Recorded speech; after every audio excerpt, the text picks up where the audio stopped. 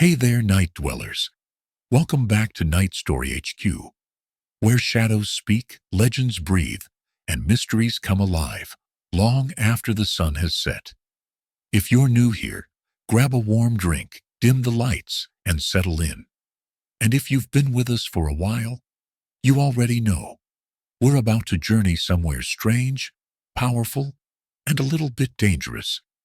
Tonight, we're stepping into the shifting mists of ancient Greece to meet a goddess whose very name echoes through forgotten forests, crumbling temples, and silent crossroads at midnight. A deity of old magic, of secrets whispered in the dark, of spirits that rise when the veil between worlds thins. Her name is Hecate, a goddess of the in-between, of transitions, of magic, of the moon and the night, of vengeance, transformation, and mysteries that cannot be spoken aloud. Feared, revered, and often misunderstood, Hecate is a force that transcends the tiny boundaries of gods and mortals alike. This is not the tale of a gentle muse or a heroic protector. No, this is the tale of a power who walks among ghosts, commands witches, and stands at the very edge of the world, holding torches in both hands, guiding lost souls through the dark. So come with me now, as we step into the shadows and follow the path that leads to Hecate. Our journey begins, as all great myths do, at the edge of memory, in a time when gods were born from chaos and the stars were still learning how to burn. Hecate's origins are older than most of the Olympians. In fact, some whisper she predates even Zeus himself. Her parents were titans, beings of immense power, who ruled the cosmos before the rise of the familiar pantheon. Hecate was the daughter of Perses, a titan associated with destruction and ravaging fire, and Asteria, goddess of falling stars, prophecy, and nocturnal magic. Now imagine that, born from fire and starlight, from ruin and foresight, from the cosmic collapse and divine vision. That combination alone makes Hecate unique. But it's more than just her bloodline that sets her apart. Even after the Titans were overthrown in the great war known as the Titanomachy, Hecate remained. That's rare. Most Titan-born beings were cast down into the abyss of Tartarus, imprisoned or stripped of power. But not Hecate. Zeus, newly crowned king of the gods, respected her. Or perhaps feared her. Either way, he honored her.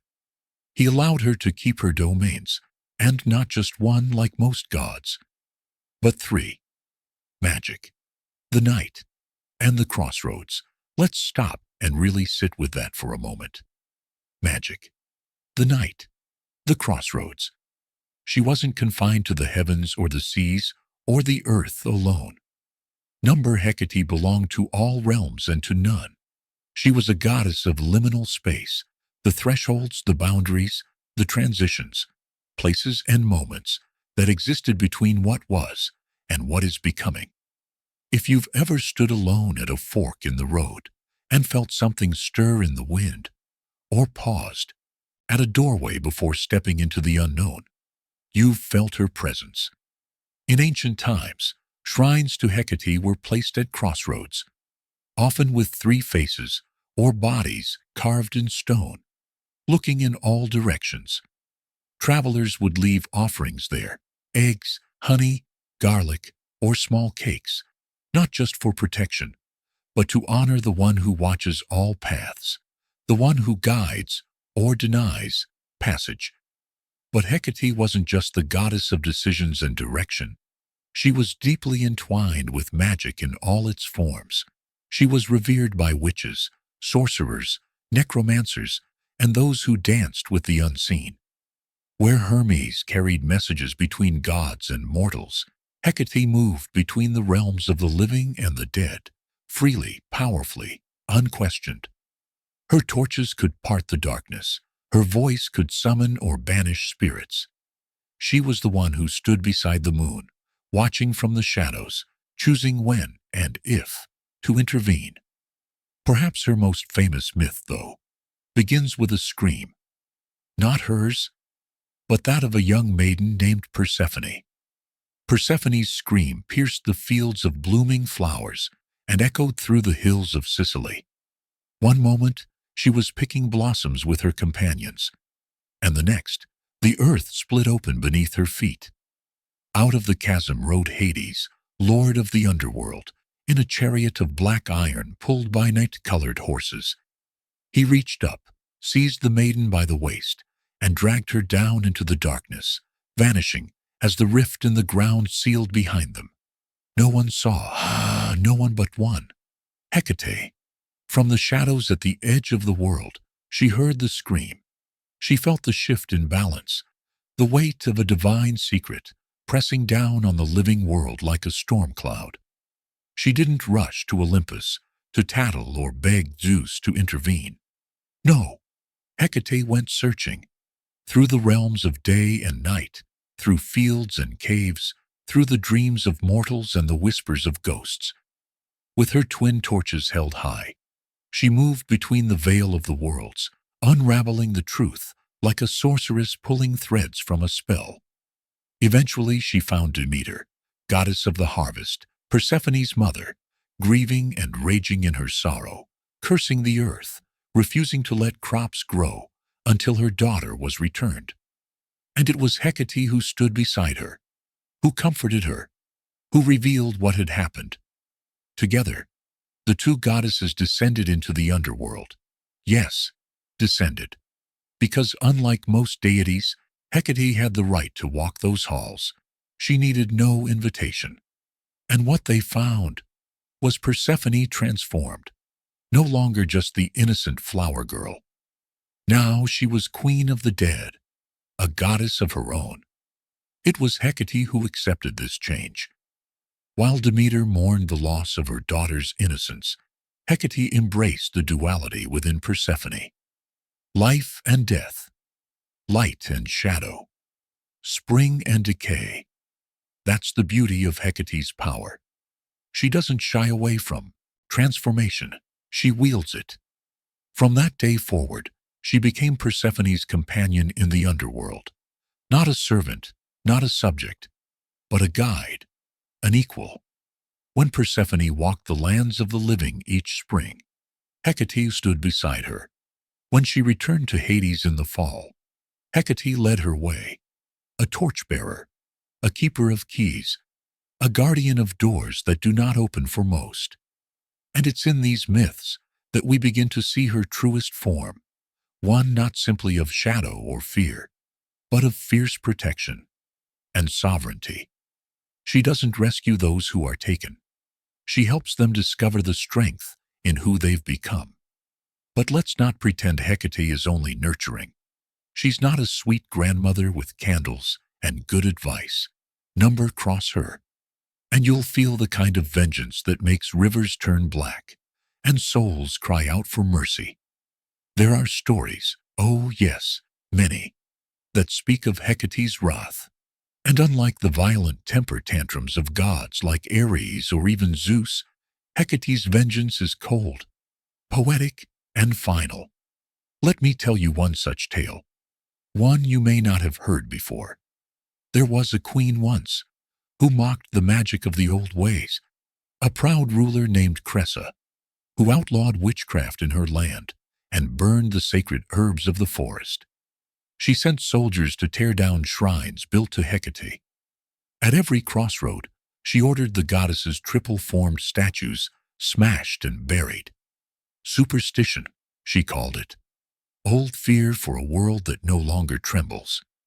But gods do not disappear because mortals stop believing, and old powers do not die with broken stone. One night, on the eve of a blood moon, Cressa stood alone on her castle's eastern tower, watching the sky burn crimson. The wind changed. It carried with it the scent of garlic and ash, the howl of unseen hounds in the distance. Then came the flicker of torchlight, not in the halls below, but in the very air around her. She turned, and there was Hecate, not young, not old, not one face, but three, one looking forward, one looking behind, one staring directly at her. The goddess said nothing at first. She only raised her hand, and with a gesture, the torches flared higher. Cressa tried to speak, to threaten, to apologize. No one remembers which, because her voice was taken, and so was her crown. Some say she vanished that night. Others say she remained in her tower, unmoving, turned to stone, her eyes wide with eternal regret. But the witches of the land remember. They say the crossroads where her soldiers once raised Hecate's shrines now bloom with black poppies. And if you pass through those roads at midnight, you'll feel a chill and hear footsteps behind you, though no one follows. Vengeance in Hecate's hands is not always loud, but it is certain. And what makes her truly terrifying is that she doesn't need to punish you with thunder or flame. She can curse your crops, haunt your dreams, silence your voice. And sometimes she'll simply let your own guilt eat you alive. But let's not forget, she is also a protector. One of her lesser-known titles is Propylaea, the one before the gate. In some regions, mothers would pray to Hecate during childbirth, when life balanced precariously on the threshold. Families placed amulets bearing her symbols over doorways to ward off spirits. She wasn't evil. Far from it. She was balance, judgment, choice. She watches you at the moment of decision, and watches what comes next. Her sacred animals reflect this too. The dog, ever loyal, yet feared when it howls at nothing. The serpent, coiled with ancient knowledge. The polecat, sly and liminal, darting between worlds. Hecate was often seen with a pack of spectral hounds who bayed at the moon and followed her into the night. And the moon itself, oh yes, she was tied to its phases long before Artemis claimed the title of moon goddess. To witches, Hecate ruled the dark moon, the time for deep magic, for banishing, for shadow work. When the sky was blackest, her power was strongest. But Hecate was not worshipped in temples gilded in gold. Her rites were private, intimate, often hidden. She lived in the whisper, the flicker of flame, the rustle of leaves when no wind blows. To invoke her was to summon power, but also consequence. Welcome back, Night Seekers. If you've made it this far down the path, then you've already begun to understand what Hecate truly is. Not just a deity, but an embodiment of everything that lies between light and shadow, life and death, silence and speech. Now, let's go deeper. You see, Hecate wasn't worshipped like the Olympians. She didn't demand great marble temples or songs of glory sung in crowded plazas. Her rites were often done alone, in the hush of twilight, in the flicker of candlelight, where the world blurs just enough to let something ancient seep through. In fact, some of the oldest magical rituals known to the ancient Greeks were written with Hecate in mind. She was called upon during necromancy, the summoning of the dead, not to control spirits, but to open the gate between worlds. Her name appears in spells for protection, revenge, healing, fertility, invisibility, even flight. The famed Chaldean oracles, mystical texts from late antiquity, placed her at the center of divine communication. They spoke of her as the soul of the world, the axis through which all things pass, the link between matter and spirit. She was no minor goddess, no mythological footnote. She was the bridge. But here's where things get really fascinating. The Greeks respected her, but it was the Romans who feared her. To them she was Trivia, the goddess of the three ways, honored at junctions where three roads met. Her statues stood in the center of those crossings, where travelers were forced to make choices, often in silence. And in Roman magic, oh, Hecate became something darker, more primal.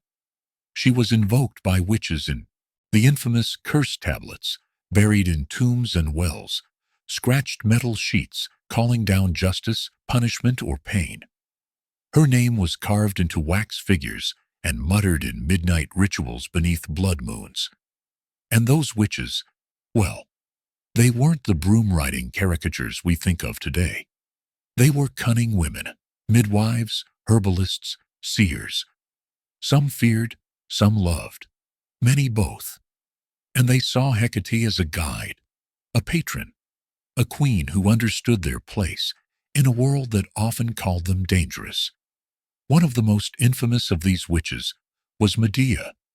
Yes, Medea, the woman who betrayed her father to help Jason steal the golden fleece, who later murdered her own children in a fit of divine vengeance and despair. Medea was a priestess of Hecate. When she called on powers to help Jason overcome impossible trials, she didn't pray to Zeus or Athena. She summoned Hecate, and when her betrayal shattered her world, and the gods turned their faces away, it was Hecate who remained. That's the thing about her. Hecate doesn't flinch when things get ugly. She doesn't turn her back on the outcast, the cursed, the damned. If anything, she listens more closely. It's said that in her deepest form, she represents not just the choices we make, but the ones no one ever sees. The inner crossroads. Now let me share a tale not from ancient myth, but whispered down through generations. A tale of Hecate not as a figure of history, but as a presence still felt. In a remote village, nestled in the mountains of Thessaly, long after the old temples had crumbled and the Christian churches rose in their place, the villagers still practiced something older. Not openly, of course, but beneath the surface they remembered. Each year, on the night of the winter solstice, the women would gather at the three-point crossroad outside town. Not to dance, not to pray, but to offer. They brought eggs, garlic, black bread soaked in honey, and placed them on a flat stone shaped like a triangle. No one spoke during the walk there. No one looked back on the way home. It was said that if the offerings were taken by morning, the village would be protected from sickness and famine. If not, someone would disappear. One year during the war, soldiers marched through. They found the women at the stone and laughed, called them witches, smashed the offerings, kicked the stone aside. That winter, an avalanche swallowed the path to the village. A storm followed. All roads were buried, and the only sound anyone heard for days was the barking of unseen dogs echoing through the valley. When spring came, the soldiers were gone. The villagers rebuilt the stone. No one questioned it again. You see, even in places where her name was forgotten, her power remained. And her symbols? Oh, they're still with us. The triple moon, waxing, full, and waning, representing maiden, mother, and crone. The three faces of feminine power and mystery. The key, unlocking hidden knowledge. The torch, illuminating the unknown. The serpent, wisdom and transformation. The crossroads, the eternal point of decision. These symbols have found their way into modern pagan practices, Wicca, and countless occult traditions. Whether through candles lit at new moons, invocations whispered in circle rituals, or dreams where a woman with three faces watches in silence, Hecate lives on. Now, I'll share something more personal. Not myth, not history, just a reflection. There's a reason Hecate still resonates. In a world that often demands clarity, she reminds us that truth can be found in the in-between. That mystery has value, that not all paths are meant to be seen in daylight. When you're at a turning point in life, when you're between jobs, between homes, between who you were and who you're becoming, you're at a crossroads. And if you've ever felt like something ancient was watching, guiding, maybe even testing you. That could have been her. I've spoken with people who light a candle for Hecate on dark nights, not because they believe in gods necessarily, but because she represents that inner strength, that resilience, that whisper of power when you feel powerless, that reminder that even in the darkest hour, there is choice. And with choice comes change. Hecate doesn't demand obedience. She doesn't punish without reason. She simply offers the light. Whether you follow it or not is up to you. So now we arrive at the end of the path. Or is it? Because when we talk about Hecate, endings are never quite final. They are just another turning point, another choice waiting to be made. Her influence, you see, didn't end with the fall of temples or the silence of ancient rituals. It only changed shape. Over the centuries, as empires rose and fell, as religions shifted and redefined the spiritual map of the world, Hecate's essence lingered like smoke in the rafters, sometimes hidden, sometimes feared, but never fully gone. In the medieval period, when Europe was gripped by paranoia and the witch hunts began, it was often women who were accused of worshipping dark goddesses in secret. The church branded all pagan deities as demons, but Hecate in particular became a symbol of forbidden power.